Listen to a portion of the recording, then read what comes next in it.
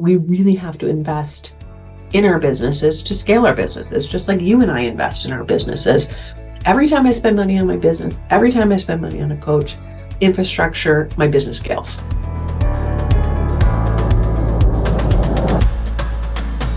Hey friends, welcome back. Today, I am talking with another nonprofit expert who is fantastic at what she does, and I highly recommend you follow her on LinkedIn because she really tries to shake up the status quo a bit and really challenges people to think bigger, think better, think with excellence in raising funds and raising what you need to truly serve in your nonprofit and to fulfill the mission. And that's what resonated with me is we do need to think bigger. We need to challenge ourselves. Today's guest is Sherry Quam Taylor.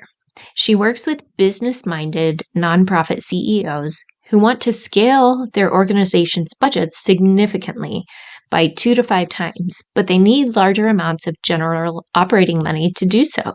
And, who doesn't? So Sherry has taken that on as her specialty, and she is an expert in this area. The organizations Sherry works with want to reduce dependence on government or earned money or contracted revenue and increase their unrestricted revenue from investment level donors. And she walks them step by step through how to do that. Sherry helps leaders align their organization's charitable revenue initiatives with their business, their programs, and their strategic growth opportunities. And this is the step that she says most people skip. This ensures that challenges are solved at the root of the issue and attracts those investment level donors that get it.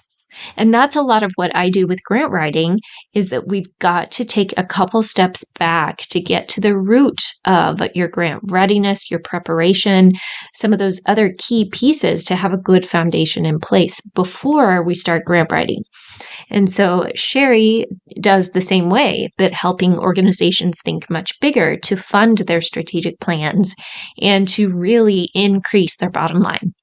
So she shares a lot of wisdom today. We talk through some myths and some challenges around fundraising. She gives some great advice and verbiage to use to shift the conversations in a positive direction and not be scared of asking for more money or approaching funders, but to really do it with confidence and with good information in hand.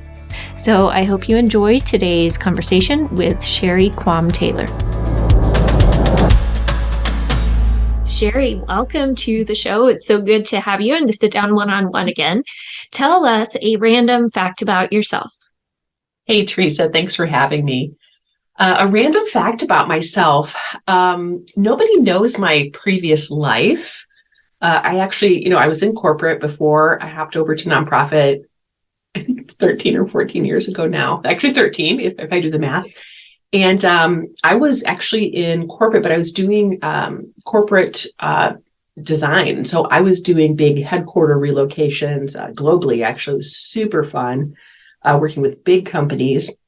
And part of my work was actually specifying these like multi-million-dollar furniture packages. And I actually designed a chair that somebody like bought the design of, and like they built it, and like people sat in my chair, and I got royalties for a few years. And so it was like a super fun, creative, rewarding thing. How cool. I didn't know that. I knew you were from corporate originally, and so I didn't know what corporate that was. So that's interesting. Yeah, it was a fun time. I really, I spend my time in spreadsheets now, and I would say more technical, money in fundraising now, but I definitely have that creative bent, in so many ways. And I missed it a little bit, honestly. I'm glad you mentioned that because I think it is important to bring creativity to our work. And that's why I talk about some of the things I do in grant writing, because I feel like if we make it dry and boring, it's going to be dry and boring. But if we make it creative and fun, it can be a creative outlet. And sometimes we need to find completely different creative outlets. Yes. So yeah, that's a really good way to take care of ourselves and protect our brains and our creativity too. Yeah, totally agree. It's been a big part of my work, even just I do a lot of, just cultivation and solicitation coaching, and just to kind of ideate, like, well, how are we going to thank them? How are we going to be creative? How can we just to almost brainstorm? Sometimes people say, "Oh my gosh, you're creative." I'm like, "Oh, yes, I am. Yes, I forgot. I forgot that I am." So I do still use it, I guess. Right. And I heard one time that it really hit me that if you ask a kid, I can't remember if it's artistic or creative, but are you creative? A kid every time is going to say, yes, I am. If you ask an adult, almost every time they'll say no, even though they're the same person, but maybe they define it differently. Like, I don't think of myself as artistic because I think I'm not good at drawing things, but I am pretty good at baking a good meal or Yeah, making the plate look pretty before it's served, things like right. that. So I'm artistic in different ways from what I used to think of as Yeah, I artistic. love that. And so even just making a spreadsheet look much prettier, so it's more easy to find things and fun to look at, I Yeah, have now to you're do that. speaking my love language. I always say my love Yes. language is Excel spreadsheets. So I'm right there with you on And that one. making them pretty. Yeah, totally. I Yep, love it. definitely. So I think that's good too in our work sometimes in nonprofits because it can get so busy and overwhelming that sometimes we have Yeah. to look for creative ways to be Yeah. creative in a Yeah, sense. and really, I would say schedule the time. I'm a person who myself, I always am working with a coach to grow my business, and a lot of those things I learned from my coaches. Like, my clients don't really know it, but it really translates and filters down to the work I'm doing with them. But um, one of my coaches this last year was really instrumental in helping me say and carve out like time for thinking or time for creativity, Mm-hmm.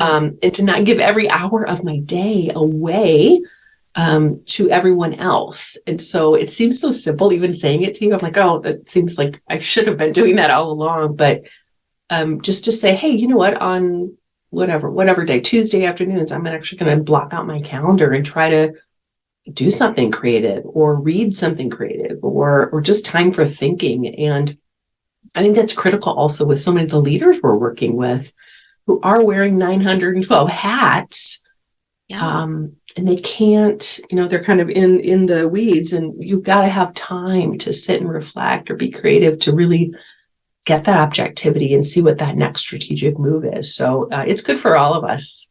Yeah, it is. And it's funny you say that because in a couple weeks, I'm going to be leading a grant writing workshop and I'm working with the coordinator that had invited me. And I said, okay, so for supplies, we're going to need Play Doh, markers, poster board. And like the things I listed off, his eyes just got bigger and bigger. And he was like, Play Doh? And I was like, yeah, Yeah, trust me, just go with it. that's Because I awesome. I mean, want to come to that. I know you should. For an all day workshop, who wants to sit there and listen to me lecture all day long? I sure Yeah, don't. yeah. But You need the creativity. if we can break it up and they're going to remember it better because they associate it with that thing. So the Yeah, more we can pull in those senses, the more we can tap into some of those creative sides. And I did I not love that. expect the conversation to go here, but I love Yeah. it. So good. So good. Yeah, and just having that margin. One of my favorite podcasts is The Daily Creative and also The Accidental Creative by Oh, Todd neat. Henry. And it does talk about that, like whatever kind of work we're in, whether it's, something accounting and very structured and linear or something Mm, more creative, we still have to bring creativity to our yeah, work of problem solving and new solutions and designing things. So it's important yeah, to keep ourselves healthy and ready for those opportunities. yeah. I'll check out that podcast. Thank you. Yeah, it's a good one. So, yeah, and any resources we mention here, I always link to those in the show notes so people can find them easily. Good. So, with that, you already kind of shared a little bit about your journey of how you got here to nonprofit work. So, what was that changing point, that turning point that made you decide, okay, I am ready to shift into nonprofit instead Mm. of the corporate world? Yeah, so I was one of those Uber volunteers, Teresa, working a full-time job for a nonprofit and my regular full-time job when I was single. Bless you. It had all the hours in the world, it felt like, but I know that's not the Right. truth. And so I was just really passionate about this organization, was traveling internationally with them. And if I joined them in 2010. And so if you recall 2008, 2009, 2010, we're not we're not the best years for Right. many businesses. And Yeah. and so the door or offer, I should say, was always open to join the organization as a staff member. And I was like, no, I don't need to do that. I'm over here climbing this ladder and loved it, honestly. But I got married in 2010, and my husband and I were both in the same industry. He's an architect, and every Friday there were layoffs. And neither one of us had been laid off, but our firms both had drastically reduced. And if I'm honest, I said, you know what? Let me hop over and work for this nonprofit for a year, just to get us through this in case something happened, and then I'll hop back over and corporate, and like we'll just keep on this train that we're on. And that did not happen. I joined the nonprofit and just had I loved it, I guess is what I'll say. And we had great success. Um, and I'd worked for great mentors and great entrepreneurs and great business people. And I really was like, oh my gosh, I'm using all of that to really help scale and grow and solidify this organization. And long story short, we tripled the revenue in 18 months. Mm. And yes, we're working with great consultants. Yes, we're changing our fundraising approach. But I realized that a lot of it was that infrastructure and those systems and those processes and ops and my spreadsheets that really helped, I guess, strengthen the organization. And that is what attracted investment level donors. That is what attracted donors who got it, who were not buying into scarcity mindset and knew that we had to invest money to really change lives. And so we scaled that organization when everybody said individuals aren't giving right now, housing market is sideways, and everyone's lost their jobs. And so, Nobody's going to donate is the no one's going story to they were donate. telling. Well, yeah, absolutely untrue. And so even, in 2020 or like right now, when it's like not true, not true. They're not true. I guess I can elaborate and can have a whole nother episode on that. But I say that because I didn't know it at the time, but I was actually kind of crafting the methodology I teach today. And so a lot of EDs were coming to us and saying, like, how are you guys, what's going on over there? Like, how are you scaling? How are you doing this? And I just realized I really had a very objective and maybe different approach. And so I started my consultancy over 10 years ago, and I have never looked back. I love growing my business. It's grown every year. It's grown even more these last 3 years. And today I work with leaders who are killing it, who are growing, who want to 2x, 5x budgets, who have new strategic plans that are really ambitious, but they don't know how to obtain enough charitable revenue or enough general operating revenue to actually invest in those organizations. And so luckily I had a Zoom business before 2020 because I work with leaders all over the country to scale their general operating revenue. Mm-hmm. Yeah, and so it just fit right in. I know for me, I already worked at home. So when everything shut down, I was like, well, my work doesn't really Yeah, change same much other here. than I have people at home with me, but everything else was pretty much the same. So yeah, Yeah. that's amazing. And that reminds me of a few months ago, Mike Beckham was a guest on the podcast from Simple Modern. He's been in both the business and nonprofit world. And we talked about this same thing where businesses and nonprofits really have a lot to learn from each other and can pick Yes. up a lot of strategies. The nonprofits can be more structured and business minded of showing investors why this is a good investment for them. And then the businesses could become more mission minded sometimes and a little Yeah. more focused on serving as opposed to just the bottom line. Yeah. So I really Yeah. think there is a lot of good lessons to learn from each other. Yeah, I totally agree. And I hate the us and them, kind of Right. analogy. So I do agree. Like Yeah. we can learn from each other. There are amazing people running nonprofits who are amazing business people. Like I love working with them. Um, and so I totally agree with you. And it really did surprise me how natural it felt, and how successful I was at it, because I just thought this is going to be completely foreign. But it wasn't. We were scaling and growing a business, and I think there's a lot of misconceptions. We've talked a lot about this, that we're always trying to bust those myths. But I think like there were all these rules. We can't do that. We can't say that. We can't spend that. And I think because I didn't have a background in nonprofit, I was like, why? Why can't we spend money on that? Why can't it look top notch? Why do we have to have a volunteer do that when, like, I want to pay this amazing designer to do this because I know it will actually get us to our result quicker. And so I really, I still carry those thoughts today, of we really have to invest in our businesses to scale our businesses, just like you and I invest in our businesses. Every time I spend money on my business, every time I spend money on a coach, infrastructure, my business scales flat out. It's Yes. the same with the nonprofits I'm coaching. Right. It's worth that investment and understanding that everything we do, every decision we make conveys something about our business or about our Mm. nonprofit.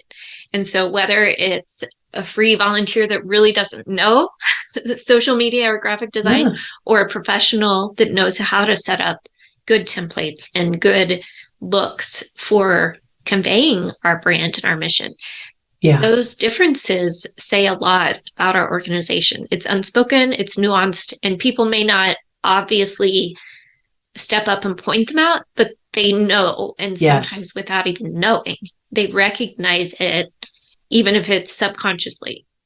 yes. Totally agree. I mean, part of us tripling that revenue, I mean, nothing changed on the ground. Programs didn't change.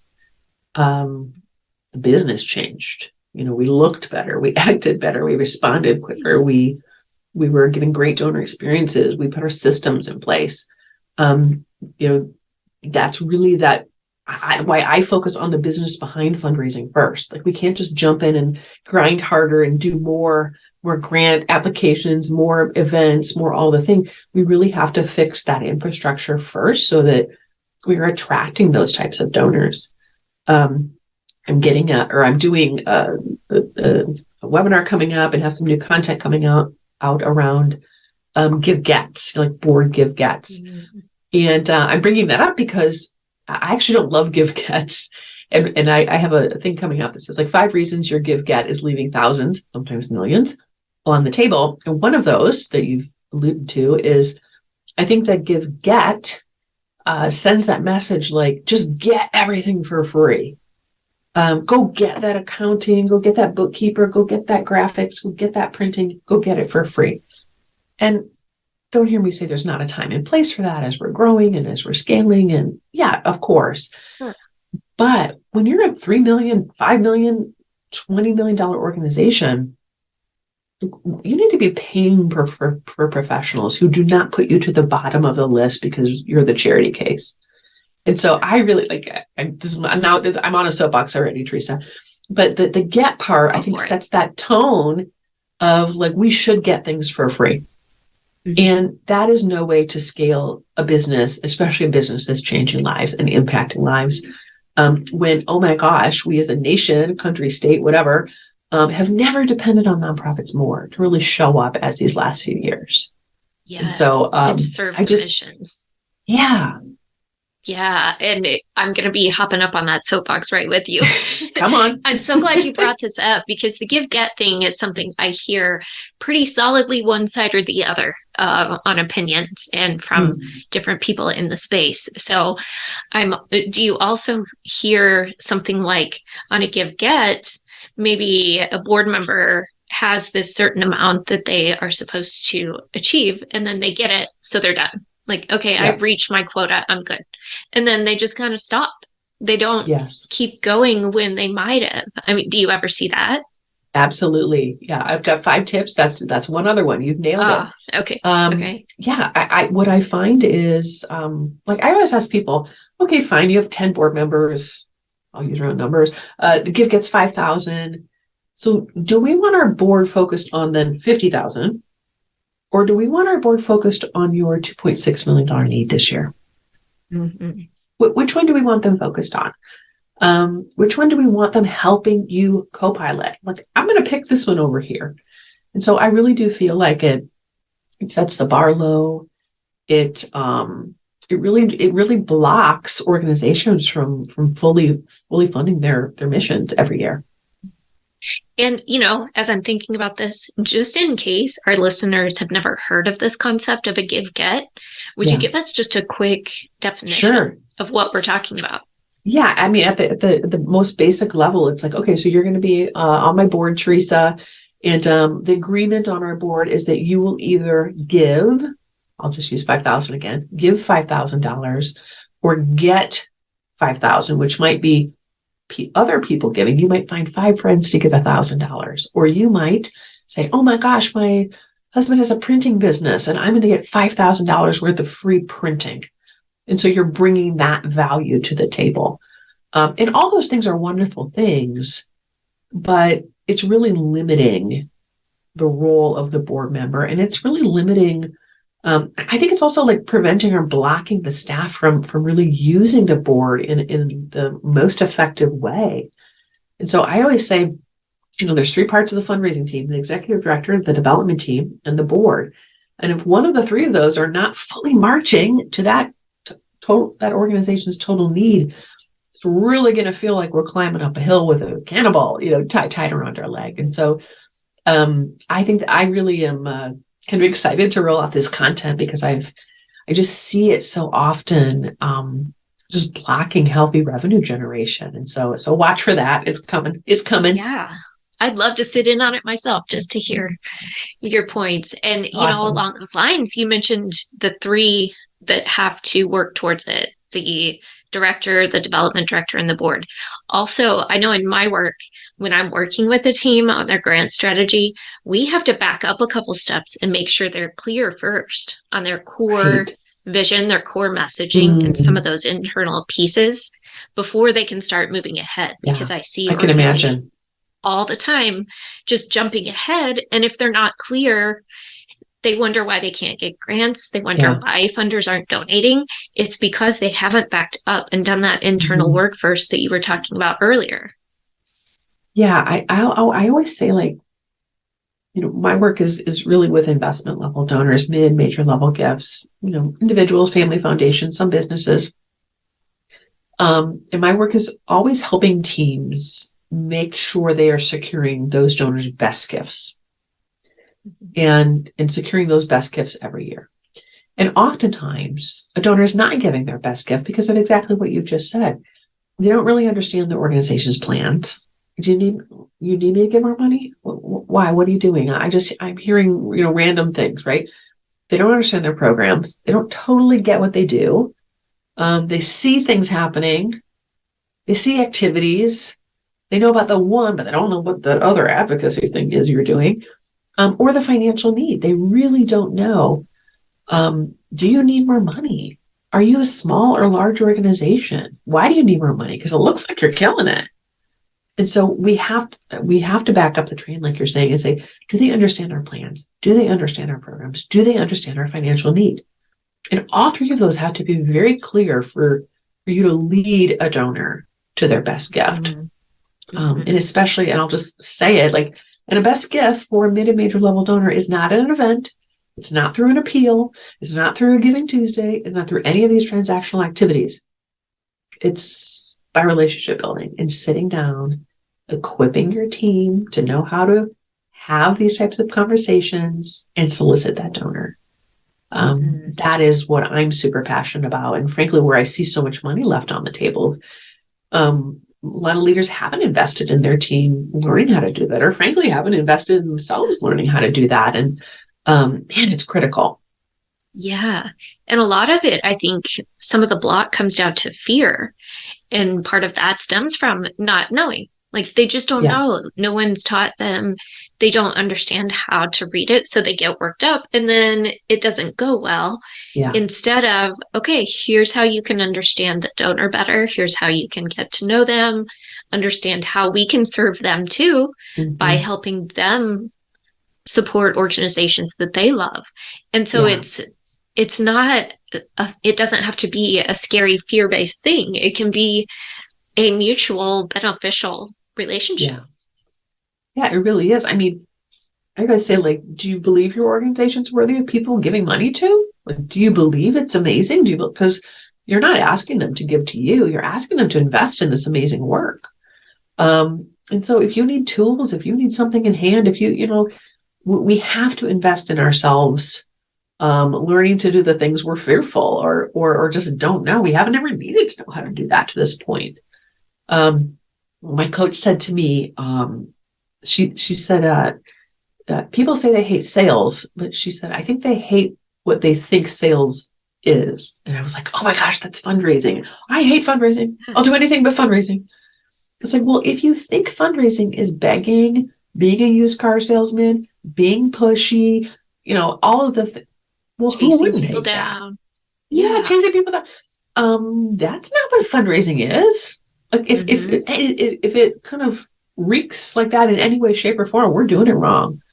It actually is pretty awesome and pretty eye-opening to my clients to be like, this is way more comfortable than I ever thought it would be.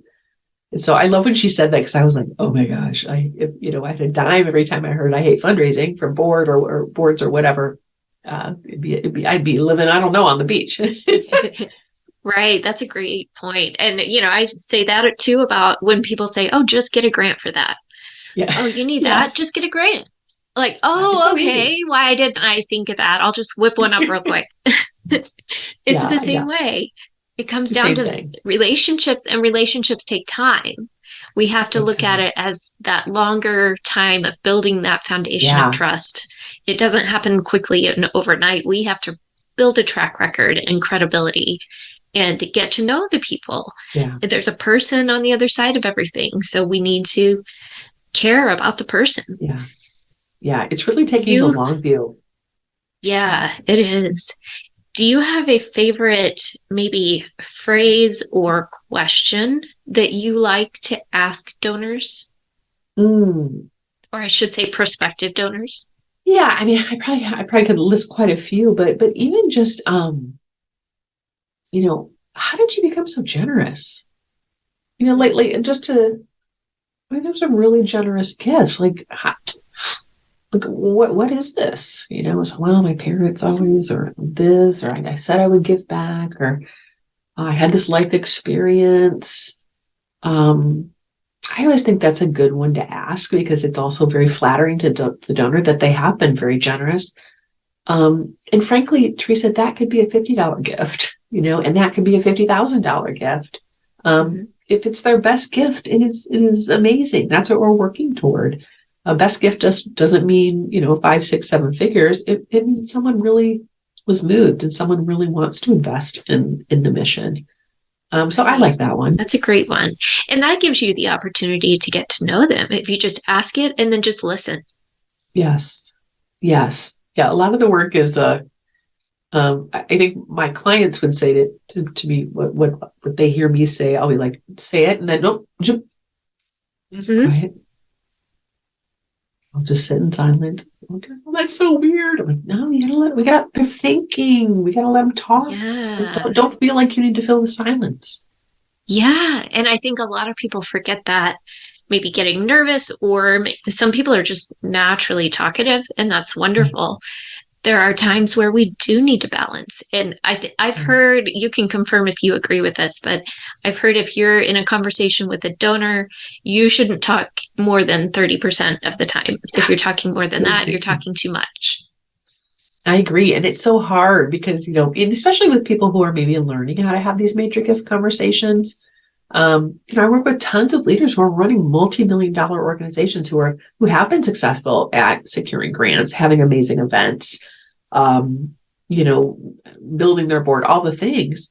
But that they haven't ever had to or been taught to have these types of conversations. And so that natural nervousness, until you've done it a few times and until you've kind of realized it's actually not as scary as we all think, it can be a little like, what if I say the wrong thing? You won't say the wrong thing if you're authentic and if you are yourself.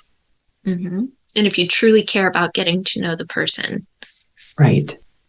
Yeah, Right. I agree. And I think that's important. I think we sometimes forget about that not every visit or every conversation has to be about asking for something.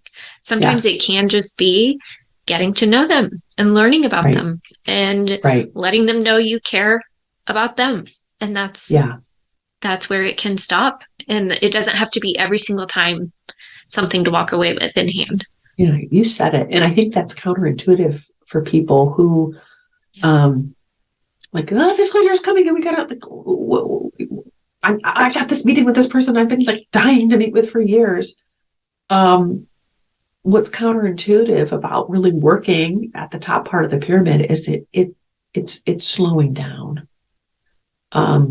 It's being thoughtful. It's not just go in and ask. That's not how this works. So I actually would say that when I'm working with people who have been really on that spin cycle and it's just like crunching to their fiscal year end and all the things, getting to the deadline of the application, part of the major gifts work and moving into those relational steps, probably the biggest stress I see is it feels slower, but it should feel slower. It's going to take 6 months, 12 months, 18 months, 24 months for us to lead that donor to their best gift. And we need to let it take that long if we want that best gift. And so it's totally counterintuitive than most content that you will see out there. Saying that with the long term, sometimes it can take 2 or 3 years. I also see a lot of turnover in the nonprofit space, people burning out or shifting jobs, or there's like this domino effect. Somebody left this place and went to a different job. So then they left this place and like this whole shifting. And then the relationships kind of stall out that they were working to build. How can we in general work towards building more longevity and more sustainability with those in the nonprofit space? Yeah, I mean, one just like simple practical thing is I always want my top, a lot of donors, not just top, but to really have a shared portfolio to where they aren't just engaging with one person on the development team, but they've really taken the time to make sure the ED or a board member or another staff member really has a relationship with them. That's critical. And then number 2, Teresa, I would say is I really do find that development teams, it's kind of like, well, we'll do professional development, so here's $1,000. That's not professional development. Like, do we need to? I see across the board that if we really think somebody has the chops to do this, like you have to invest in that person and you have to give them the tools so they can build in confidence. Oftentimes I think people are leaving jobs because they don't feel equipped and they don't feel respected. And they haven't been invested in at the level that frankly they should be. And that's really, again, we'll get up on that overhead soapbox, but I want leaders thinking abundantly about equipping their staff and what might happen. Isn't it worth helping your team learn how to do this and maybe adding 7 figures to your bottom line? Like, wouldn't it even be worth investing 10%? Like, I think it would. We don't think like that sometimes. Sometimes we do. But I just want to see more of that to really, really equip our teams. And I'm a big fan of that investment and capacity building mindset. What would you say to maybe a team is trying to make that shift and work that direction, but they just have like a board member or 2, or maybe a board that is just solid, like, no, we need to stay on this shoestring budget. That's a waste of money. Or how can we justify to our donors $1,000 investment in training or 10,000 or however much, what would you say to them to help them have better language around that? Yeah. Usually where I start is really going to the numbers. 91% of organizations never reach $1 million. Why is that? Because they're not spending money, because they're on shoestring budget. And so the numbers really don't lie. Or I should say, wait, 1% is 90, and then 5 million is 77%. I have to think about that a second. And so if you want to scale and if you want to grow and we want to invest in people that book, then we say, oh, that's not in the budget. We could never put that in the budget. Those two statements don't align. We all who have grown businesses know that if we want our sales teams to perform, if we want to launch a new product, a new widget, we want to start a new something on our assembly line, it takes money. And so even donors saying that, if you do not have the financial plan to sit down and say, I'm so glad you asked me that question. Could I walk you through that? If you aren't doing that, then we will be handcuffed by this, overhead myth and scarcity model. The numbers do not lie. When you spend more, you raise more. I could point to, a gazillion clients who have done this. And so I think it's a knee-jerk reaction. But if we're accepting that knee-jerk reaction and don't have the numbers to back it up or the plan to back it up, then some of that is on us. Mm-hmm. That's true. And appealing to both that logical, mathematical black and white side plus the emotional storytelling side is important. And we talked about this in the Mythbusters too. I really liked how you said, how did you phrase it just now? I'm so glad you asked that. Could I walk you through it? Yes. Because that's doing two things. It's appreciating their question instead of trying to brush it off or push it away or argue. Right. Or be nervous. Saying, thank you for asking that. And then you're getting their permission to explain something instead of just hitting them with a rebuttal. That's not going to get the reaction you need, but to open the conversation and just say, hey, that is such a good question. Could I explain that to you? Or do you have a few minutes for me to show you exactly how we got to that number? And then, I think that really takes the conversation in a more positive direction. But sometimes it's just that tiny shift. It really is.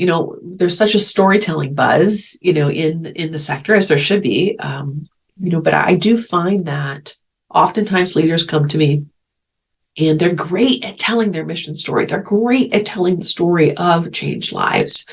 That gets us halfway there. The story that I find and that I coach people to tell is really what you're saying. Okay, so now what is the financial story of the organization? Why do we need your money? Could I walk you through those financials? And I'm finding that a lot of people aren't doing that. And so they're going to these meetings and they're saying, oh my gosh, they were touched. There were tears in their eyes. They asked all these questions. I'm sure they'll mail in a big check. And then it kind of comes and it's like $1,000. And you're like, oh, really? Like, I didn't know what to do. I didn't know how to pivot into the financial story. And when we're not doing that, when you have, EDs or development teams have not been equipped to do that, that's when we're leaving so much money on the table. I have a client who added 7 figures to his bottom line in 18 months, learning how to tell the financial story, because everybody knew they were doing great work. Everybody knew these amazing young people that were, flourishing and going to college and all these things. But nobody knew the financial need. Nobody knew that they needed to give their best gift. And so when he started having these financial conversations, he's a great businessman with other business people who oh my gosh, now you're speaking my language. Now you're being transparent. Individuals, family foundations, businesses, tripling their gifts because we didn't know. And so we have to make sure we're telling the whole story when we're thinking about fully funding our organizations and really leading donors to their best gift. Do you think some of that even comes again to taking a step back and making sure our team understands the financials and how Yes, to explain them. I've seen that, unfortunately, where team members don't really know, like, yeah, here's the report you wanted. They have yeah, no idea what it includes, what it's saying, and how to read it, let alone interpret it. So some of it, 100%. again, comes a step back to that education. Yeah, I started with a new client this last week, and one of my questions was, talk to me about your budgeting process. Like, I'm listening. Is the development team in those meetings? Do they understand why the budget is this? Um, you know, how will they establish what the true need is of the organization they need to be raising to if they don't understand the budget? Um, I could not agree any more with that statement. But I find oftentimes it's like, all right, we got to grow more. So I need you to raise an extra 200K. That doesn't help anybody. That development whole team needs to know we are marching to a $5.2 million need. And do we articulate that whole budgeted need? Not just, well, some of it comes in with in-kind and some comes in with program revenue, and then we get some government funds. And so like, you need to raise like 1.2. That doesn't give a donor a full picture. And that does not set the team up for success. Everybody needs to be marching to that full need. And one time I was coaching a gal, and she said to me, I was prepping her for the financial conversation, and she said, "Oh gosh, I hope they don't ask the numbers questions." And I was like, I hope they ask the numbers questions. And you know what? If they don't, you pull them out and you set them on the table. Bring that elephant in the room. And so I think that, but not to her fault. Like, she hadn't been equipped. She hadn't been given access to that. Right. So many, fundraisers haven't like spent too much time on their 990s, couldn't walk somebody through that. We have to know all of that to be able to really confidently address those questions to investment level donors. It's critical. From a donor's perspective, I would think that builds trust. If someone is like, here, full transparency, take a look at our financials, let me walk you through them. And Yeah. sitting there, able to look through and ask questions. If they are a business person, potential investor, that's how they think, and they're looking at numbers in their Yes. business all day, they're going to be looking at this and it's going to click for them. So that is such an important approach and a Yeah. way to maybe rethink those conversations. Yeah. I see it all the time. I see business leaders go like, holy smokes, this is wild. I didn't know this, even though it's all public on your 990. Right. And grow their gifts because they're like, no one else shows me this. No one else volunteers this information. It says, in our last 10 minutes of our meeting, could I walk you through our financial need? Mm-hmm. No one's done that to me. And that transparency and that, like, oh my gosh, you're running a great business and I want to invest in that. That's what I want to hear. And you're right. That's that other half. Like, that's a lot of people's language. We're going to talk CEO to CEO to somebody. They want to know that their gift is being used well. We got to speak that language. And I think being it. aware of that is important, because what is going to resonate with me may be different from the person sitting across from me. And I need to understand and take into account, how do they think and how do they appreciate getting information, and what kind of information. Yeah. And I'm not saying go in and be like, here's our financials. Like, of course you've qualified them. Of course you've shared what you're doing. Of course you've told stories. Of course you've sent photos. Like, of course you've done all those things. But major donors need more. Mm-hmm. And we need to lead them into those conversations before they ask. Because we're really confident, we're sitting with shoulders back, and we want to share this with them. We're really excited to share this with them. That puts you in another level. That helps you break ceilings, and that attracts other investment level donors. Yes. A lot of people want to find donors. We're going to go hunt for donors. We're going to go look under rocks. Are we doing the things? Are we talking in a way? Are we having the conversations that attract investment level donors? Because then you're going to attract donors who get it, who are mission aligned and get it. And those donors give their best gift. And those donors want to give to you every year. They want to. It's They're pretty going to fun. talk to their friends. They're going to talk to their friends and say, hold on, these guys are killing it over here. Yeah. Yeah. And it's not, oh, I don't want to introduce you to my friends. They want to help you. Yeah. Yeah, that's a great point. So many nonprofits that come to me or that I hear about, maybe in group threads and that ask questions, are not to this point yet. They're maybe smaller and struggling and trying to gain traction. They just don't really know how to move forward. Mm. Is there like maybe one or two clear starting points where they could just start? Like, you don't need the whole roadmap, that would be overwhelming, but what's Yeah. just one or two next steps that they could Yeah. do? Yeah. So I would, I'm always starting with the numbers here. I would say, let's make sure first you're telling your donors your true financial need. We'll talk small if it's someone starting up. Let's say you've always raised kind of $500,000 every year, but like you're not taking your full salary. Gosh, we got to hire somebody. Oh, your friend's cousin's uncle is still doing your books. All the things. We have to really look in the mirror and say, what is our true financial need? Maybe there's no reserve either. Is our true financial need 650, 550? I don't know what it is. It's counterintuitive, but you will raise more money when you're raising to your true need versus a squeak by budget, because you have to be telling that story to donors. So first of all, it's in budgeting and being honest with yourselves and saying, what is our true need? Because how will you put a plan in place to reach your true need? Like if you haven't put that number on paper, how will you know how to spend your time? How will you know how to align your hours with dollars? And then I run a simple calculation. If we want 50 to 75% of your revenue coming from your top 30 donors, run that. Those gifts do not come from events and appeals and that sort of thing. So if that's how those gifts are coming in, we have some changes to make. And so start with 5 people. Start with 5 people who love you and who know you and who want to help you. And go have deeper conversations. Go ask them how they became so generous. And start getting to know them and start talking about, gosh, this year we're growing. We have a $650,000 need. They will want to help you.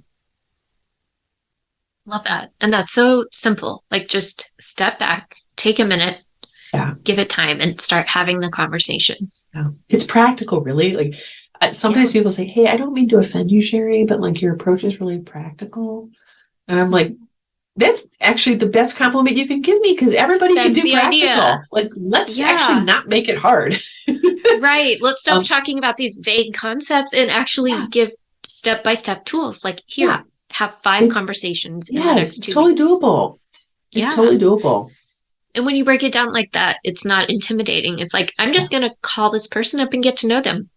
Just have a conversation. That's your goal for this next conversation. It doesn't have to be a big thing, the pressure of, oh, I've got to raise $1 million by Friday. It's just, you're just getting to know people and caring about them and taking it step by step. And you're going to have to maybe follow up. They're all 5 of them are not going to respond back and say, oh my gosh, here's my calendar linked. I saw some funny little graphic. I think it was on LinkedIn, probably because I'm on LinkedIn all the time. But it was something like what people think fundraisers do and what fundraisers really do. And like the majority of the pie chart was like follow up. And so like, oh, right. It's like, I'm following up on the follow up when I followed up. Like, people are busy, and so be patient. That's why you got to have a full pipeline, because not everyone's going to meet with you. It's going to take a while. Might take 6 months to meet with somebody, we just holidays, whatever it is. Great reminder. Stay steady. And to not take it personally. They may be busy, they have work, they're sick, whatever it is. It's not personal. So it's not personal. It's not personal. Such good reminders and such practical tips as I knew you would have today. This has been awesome. Well, before we wrap up, I would love to hear of a resource that has been particularly meaningful to you in your journey. Gosh, Teresa, it's funny. One of my New Year's resolution is to read like the 6 books I ordered last year and haven't read yet. I have a whole stack of those too. It's okay. Yeah, I know. I'm like, let me get back to you on that resource. But I will tell you, there's one book, I probably have it on my back. Oh yeah, here. The Road Less Stupid, by Cunningham. And I actually loved this book. I read it in 2020. And this guy lost everything, and he was kind of just telling it's a business book. It's not a nonprofit book, but it was really telling his journey on that day he lost everything and what were the traps he had fallen into. And it's a really easy read, a simple read, something you're like, well, of course. I love the tone of it. I did a whole blog series on it. It was pretty cool. So I always recommend that as a good read for any business owner or anybody who's running a nonprofit. That sounds fun. That sounds like one of the books that you could read at different points in your career I have. and gain something different. Yes. And it's like and I think it's kind of like, I'm gonna reread that chapter 8 because I love that topic. So it's been a good one. Yeah, that sounds great. I'll have to try that one. So as we wrap up, make sure, how can we connect with you online and how can people learn more? I highly recommend following Sherry on LinkedIn because your content is always great. And so such good food for thought. And I feel like spot on with this relationship building piece that we've been talking about. So tell us, how can we find you and learn more? Yeah, LinkedIn is my go-to, Sherry Quam Taylor, and then you can hop on my website, which is Quam Taylor, my two last names, QUAM Taylor.com, or you can shoot me an email, which is Sherry SIGRRY @QuamTaylor.com. Okay, very good. I will link to all that in the show notes, of course. And I appreciate your time and all your wisdom here. It's always so good to hear a perspective from an area so closely related to grant writing, because I feel like they go hand in hand, but yet such a different way to approach it and to encourage people to think differently and think more forward and bigger and not so fear-based. I think that's something to really consider. Making a shift in your nonprofit if that's an area they've struggled with. Awesome. Thanks for having me, Teresa. Okay, what did you think about this conversation?